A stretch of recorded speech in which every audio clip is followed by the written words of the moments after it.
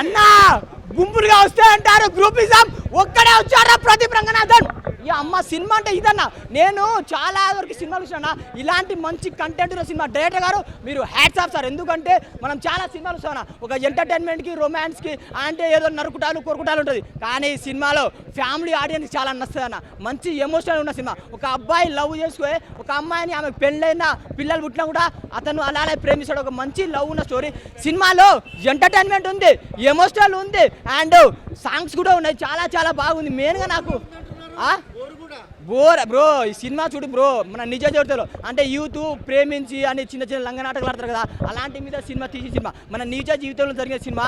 And మొన్న ఒక madam అన్నది, ఆ మేడం గురించి ఆ రిపోర్టర్ నాకు తెలుసు, ఎవరో ఆ ముఖం కూడా నాకు తెలుసు, కానీ మొన్న అన్నది నీకు కట్అవుట్ లేదు కదా సినిమా హిట్ అవుతా అంటే, అక్క కట్అవుట్ కాదు కంటెంట్ ఇంపార్టెంట్ అక్క, పర్సనాలిటీ కాదు పర్ఫార్మెన్స్ ఇంపార్టెంట్. చూడు సినిమాకి వచ్చి చూడు కట్అవుట్ అన్న, సినిమా మస్తుందన్న.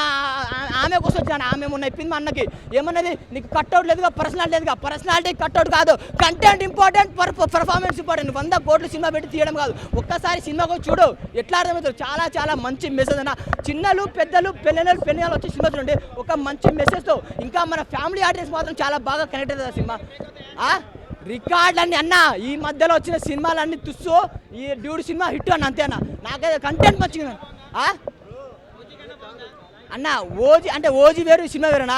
ఓజీ అది కమర్షియల్, ఇదన్నా ఫ్యామిలీ ఆడియన్స్కి బాగా నచ్చుతుంది. మెయిన్గా ఈ సినిమాలో కంటెంట్ ఉందన్న, నాకే చాలా బాగా నచ్చింది. డైరెక్టర్ గారు హ్యాట్స్ ఆఫ్ సార్. నేను ఈ మధ్యలో చాలా సినిమాలు చూసిన, కానీ నేను డబ్బులో పెట్టిన దానికి న్యాయం జరిగిందిరా.